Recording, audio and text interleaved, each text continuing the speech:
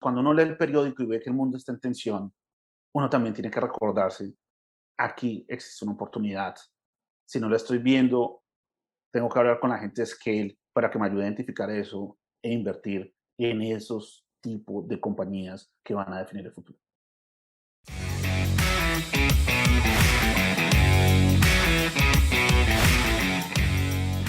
Hola, bienvenidos al podcast de los Game Changers, un espacio para entender aquellas empresas y tecnologías que están definiendo el futuro y cómo invertir en ellas. Somos Guillermo Valencia, cofundador de Scale, y quien les habla, Julián Cardona, director de Relación con Clientes. El día de hoy hablaremos de por qué existe una oportunidad de inversión en materias primas y acciones basado en el contexto actual. Y para esto, pues con Guillermo traeremos a colación un artículo reciente que se escribió en la revista Semana de Colombia, una de las revistas más influyentes en el país, en donde Guillermo planteó que la era del dinero barato ha terminado.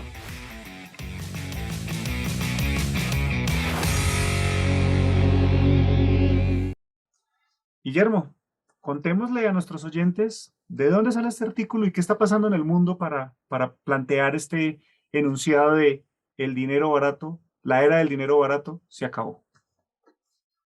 Julián, sí, definitivamente yo creo que uno siempre tiene que tratar de colocarse en un contexto. Y el contexto aquí fue, tenemos política monetaria expansiva, tasas de interés muy baratas desde la crisis del 2008. Desde la crisis de Lehman Brothers, los bancos centrales han hecho una expansión monetaria muy grande. Es decir, tasas de interés muy bajas que permite conseguir crédito pues muy barato.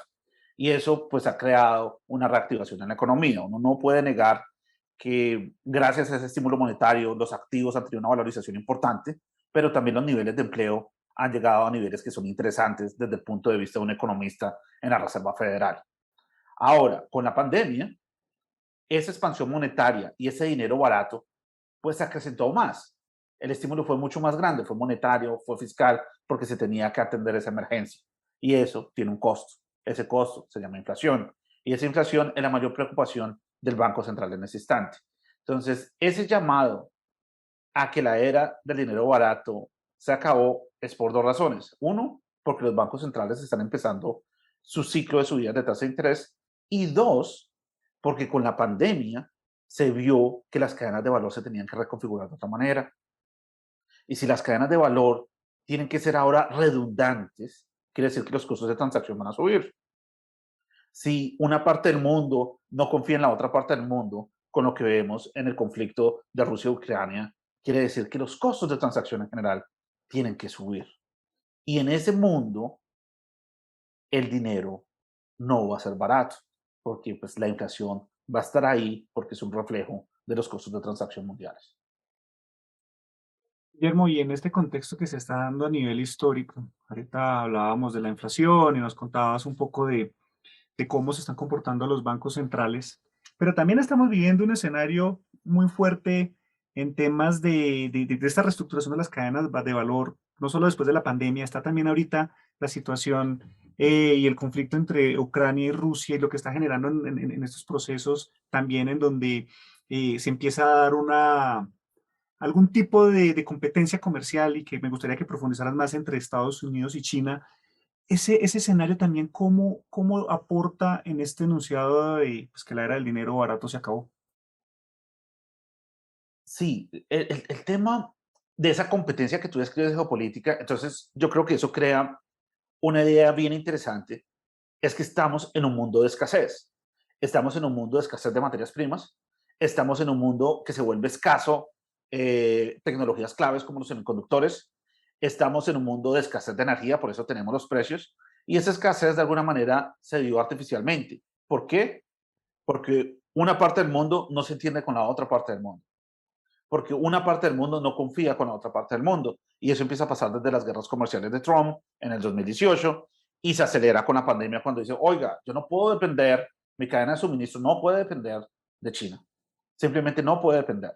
En la era Trump ya hablaban del caso de Huawei, de ZTE, que era un problema de seguridad nacional de toda esta infraestructura 5G, y pues definitivamente los semiconductores, la energía nuclear y algunos commodities claves se tornan un tema de seguridad nacional. Entonces, lo que tenemos aquí es un escenario de guerra fría.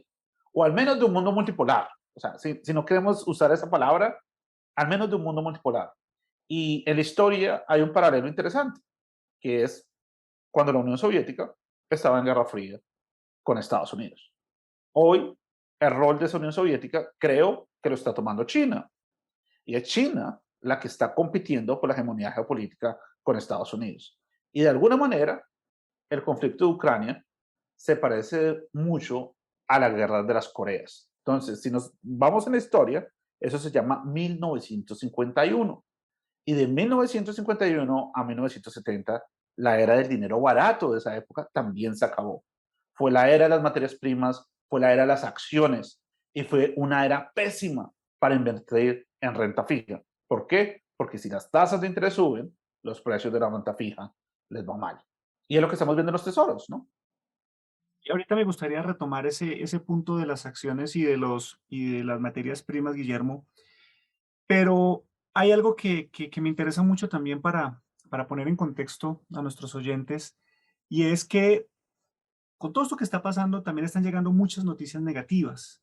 Y cada vez más, inclusive yo hablando con clientes o con algunos de nuestros oyentes que nos hacen preguntas y es, ¿qué va a pasar en el mundo? ¿Qué hago con las inversiones? Hay mucho mensaje negativo, hay unos mensajes hasta complejos que no todo el mundo termina de entender, adicional de la inflación, hablan de conceptos de estanflación, hablan de unos conceptos económicos que pues al final ponen a la gente con miedo, ponen a las personas a no saber qué hacer. Y esta semana justo hubo un tweet que me gustó mucho en tu cuenta de Twitter, @gmacrowise, en donde se tocaba este tema de cómo cada, cada cierto tiempo salen analistas a sacar noticias en que va a haber una recesión, en que va a haber una situación súper compleja a nivel económico, pero los mercados tienen un comportamiento y eso a veces parece un comportamiento diferente a lo que se podría esperar más que negativo. Parece muchas veces la fábula del pastorcito mentiroso, en donde va a pasar algo súper extremo, súper negativo, pero al final el mercado tiene un comportamiento diferente. Cuéntanos un poco más de eso.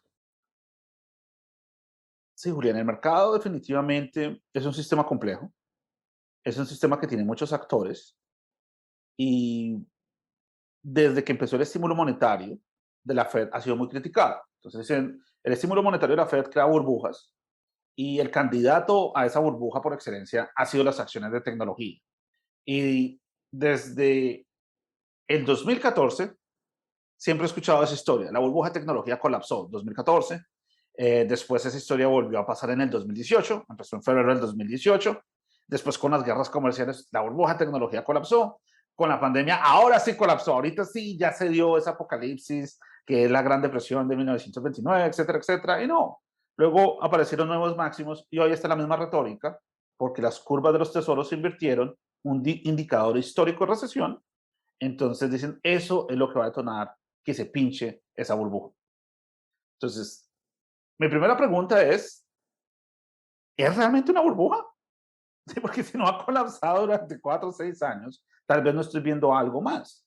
Tal vez hay algo más que el estímulo monetario. Tal vez esas compañías son capaces de resolver un problema que es muy importante en ese momento. Y ese algo más se llama Guerra Fría. Estoy compitiendo geopolíticamente y se está creando una nueva disrupción tecnológica. Entonces, por estar pensando en las burbujas, no nos damos cuenta que estamos en una disrupción tecnológica y esa disrupción tecnológica va a crear muchísimas oportunidades.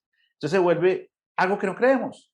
Hay un escepticismo estructural y cuando esos escépticos entren en esa idea, es que sí se forma la burbuja, pero aún esos escépticos no están ahí.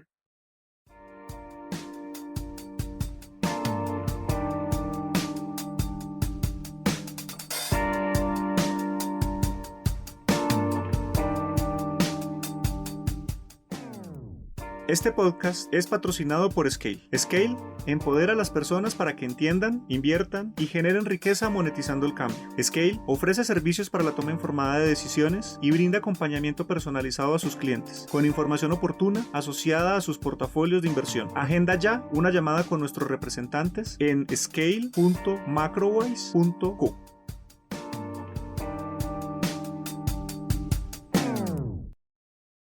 Y ahí me gustaría hacer un alto un momento y es que tocaste un tema y es que probablemente cuando no se cumple esa profecía negativa es porque y no está ya la burbuja de las empresas de tecnología, es porque las empresas de tecnología están resolviendo algún problema particular. Quisiera conectarlo con nuestro concepto de game changers, que precisamente ahí es donde es importante saber cuáles son estos game changers, estas compañías que están generando realmente soluciones relevantes y de impacto en la sociedad, en el mundo, pues, en el mercado, y que pues así se ve reflejado. Quisiera de pronto tocar un poco, profundizar un poquito más por qué esas profecías pues no se cumplen en particular en tecnología. Sí, porque las profecías siempre tienen dos escenarios, ¿no? Tienen el escenario donde el problema triunfa y tienen el escenario donde la solución triunfa. Entonces, digamos, el tema es energético. Hay un problema energético global. Entonces, esa profecía es, vamos a tener una crisis energética, el precio del petróleo se sube por encima de 150, precio del gas, precio de muchas cosas. Pero también existe la probable solución, usar reactores nucleares modulares, empezar a usar el hidrógeno como alternativa a combustible. Y en esas soluciones es donde encontramos oportunidades. Entonces, por eso existen ambas posibilidades. Entonces, esa profecía empieza cumpliéndose porque hay una caída en las acciones, pero de repente cuando la solución se empieza a plasmar, cuando se ve que muchas compañías son capaces de encontrar esa solución, lo que viene es euforia, viene el proceso contrario. Y en general las personas que están pesimistas y estructuran una idea de inversión con ese pesimismo, o sea, apuestan en contra, eso se llama vender en corto, y no se cumple lo que ellos piensan, tienen que cubrir esa posición y terminan comprando eso. Y cuando los escépticos que tienen que tener exposición al mercado ven que está subiendo de precio, pues tienen que también comprar eso. Y al final se crea una tendencia alcista que hace que a los que les gusta la tendencia alcista entren también al mercado y eso hace que esa tendencia se fortalezca. Ejemplo, Twitter. Twitter es una empresa que ha sido castigada. Sale la noticia de Elon Musk comprando Twitter, teniendo una posición muy grande. Muchas personas pueden tener en corto Twitter, es una de las empresas de tecnología que no gusta, pero con esta subida tienen que cubrir esas posiciones en corto. Los que no tienen exposición a tecnología tienen que empezar a comprar esas posiciones en tecnología y cuando el momentum sea más importante, empiezan a entrar los inversionistas de momentum. Entonces, por eso es muy difícil irse en contra de una tendencia. Tiene que haber un cambio estructural para que esa tendencia se rompa. Y nosotros creemos que esa tendencia aún está como en su estado medio, está apenas comenzando. Entonces, apenas está comenzando a entenderse por qué necesitamos los semiconductores en Internet de las Cosas, en ciudades inteligentes, en inteligencia artificial, en cripto, en sistemas de reconocimiento y seguridad. Apenas está entendiendo que la demanda por los semiconductores va a ser muy grande. Guillermo, y con eso que estás diciendo como que me queda como, pues como que la economía tiene muchas variables, la economía puede tener muchos movimientos, pero al final la humanidad sigue evolucionando y estos cambios tecnológicos pues lo impactan. Y hay una frase que la hemos hablado en muchas ocasiones y creo que en otros podcasts ha salido, y es que definitivamente más allá de ser optimistas, más allá de ser positivos, pues se trata de actuar, se trata de tomar posiciones, gestionar el riesgo, estando bien informados y bueno, yo diría que inclusive más allá de estar bien informados, también estar bien acompañados, porque pues precisamente una empresa como Scale nos dedicamos a estudiar estos escenarios y a entender cómo gestionar el riesgo en estas situaciones. Y esto va en oposición de un pensamiento negativo, un pensamiento pesimista, que lo único que está haciendo es ver esas variables que, pues, que parece ser que llevan a no hacer nada, y el problema es que estas personas se quedan quietas, no hacen nada, cuando siempre están apareciendo oportunidades, y de nuevo, pues en Scale nos dedicamos a encontrar estas oportunidades y a mostrárselas a nuestros clientes, pues para que puedan tomar unas decisiones bien informados. Yo creo que eso que tocas ahí es supremamente valioso. Y es que cuando uno es pesimista, cuando uno hace una predicción, la burbuja va a colapsar, el mercado va a entrar en recesión. Entonces, el ego de uno está súper bien, ¿no? Porque parece una persona inteligente. En general, las personas que hacen ese tipo de predicciones son muy inteligentes, tienen una cantidad de señales que le dicen, vamos a llegar ahí. Y pues, si le pego, pues me siento muy bien. Los rubines del mundo, las personas que piensan en predecir las recesiones, sienten su máximo premio cuando ellas ocurren. Pero el optimista tiene una ventaja sobre el pesimista, y es que el optimista naturalmente está explorando más. Su universo de inversión es más grande porque toma un poquito más de riesgo en una nueva idea. Digamos, empezó a explorar la idea de la energía, y la idea de la energía lo llevó a la idea del hidrógeno, pero la idea del hidrógeno también lo llevó a la idea de otros materiales que se necesitan para las baterías y siempre está explorando nuevas cosas. Puede que acontezca la recesión, llega la volatilidad, pero en ese ejercicio él encontró las oportunidades que se benefician de esa volatilidad. Entonces siempre es mucho mejor ser optimista, explorador, que ser pesimista que no actúa y se queda encerrado en su burbuja de percepción de la realidad. Entonces, esa es la gran ventaja del optimista y esa es la gran ventaja de la persona que busca explorar nuevas ideas de inversión. Está súper oportuno ese comentario de explorar nuevas ideas de inversión, porque quisiera regresarme al artículo de la revista Semana, que precisamente es de esta semana en abril. Y tú planteas en el artículo invertir en commodities, en materias primas, e invertir en acciones, principalmente en estos tiempos de Guerra Fría entre China y Estados Unidos y esta competencia que se tiene. ¿Qué hay detrás en esta situación que está viviendo el mundo, Estados Unidos, que es tan cercano a nuestros mercados mexicano, colombiano, latinoamericano, para poder también salir a explorar y vivir ese proceso optimista de exploración buscando dónde hay oportunidades?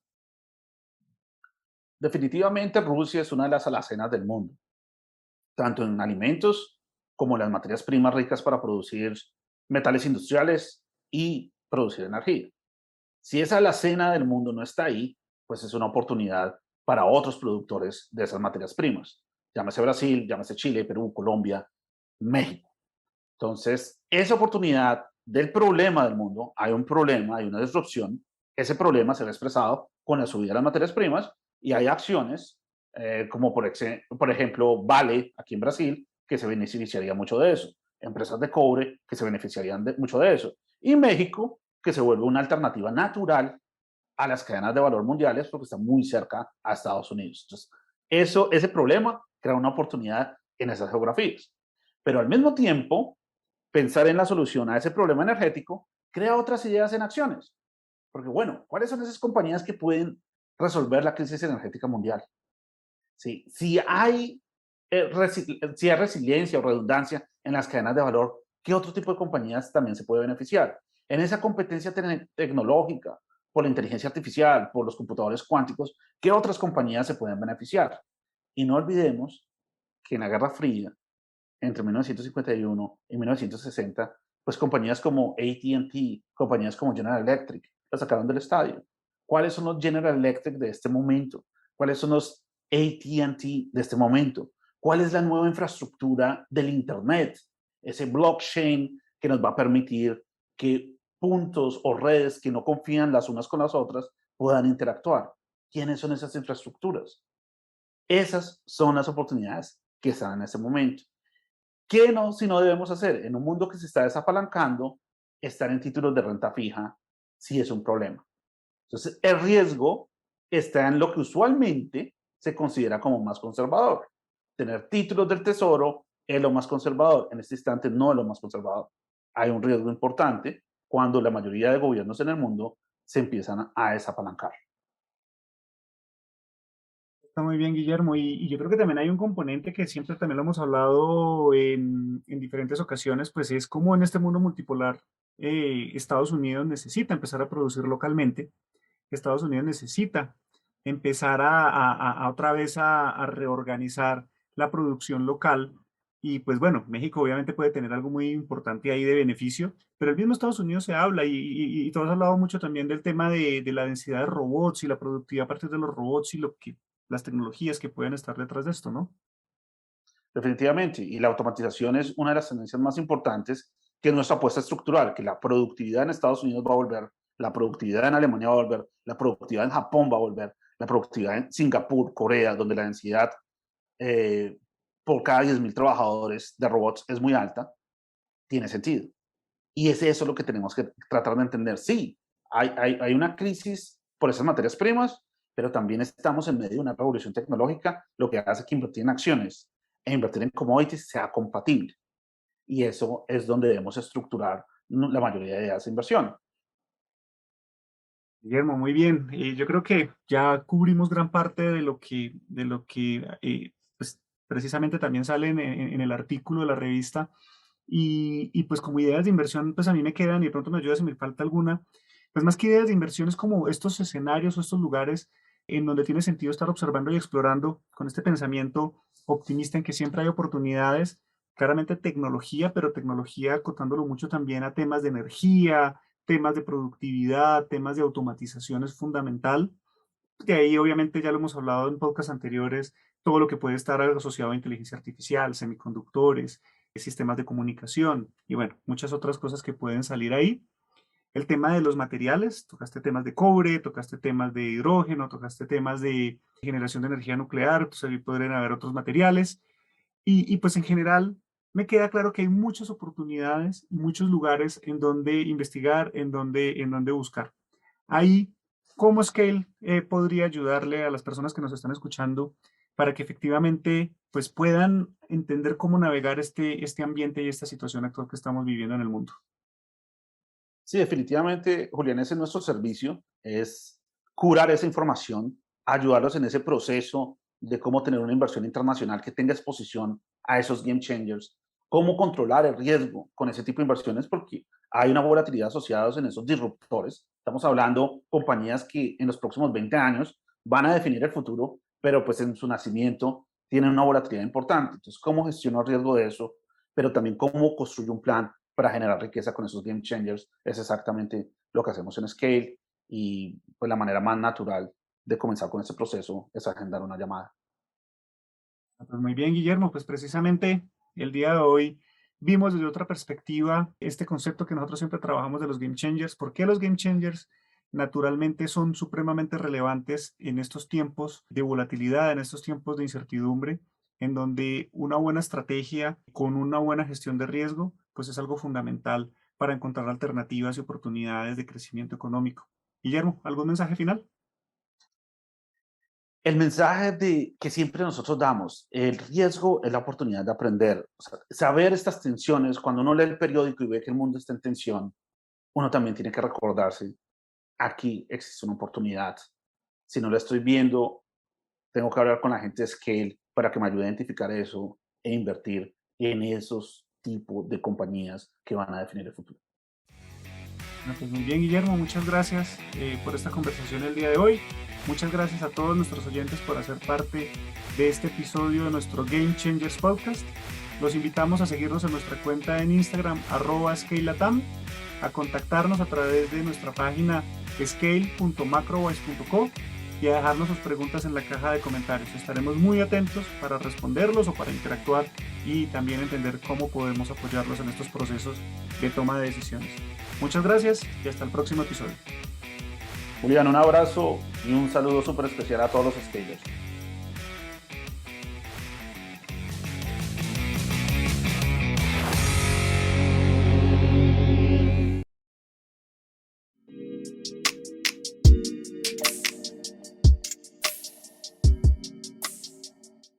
Ten en cuenta que los contenidos de este podcast no son un consejo de inversión y son publicados únicamente con fines informativos y educativos. Es responsabilidad del oyente realizar la investigación apropiada y tomar sus propias decisiones antes de invertir.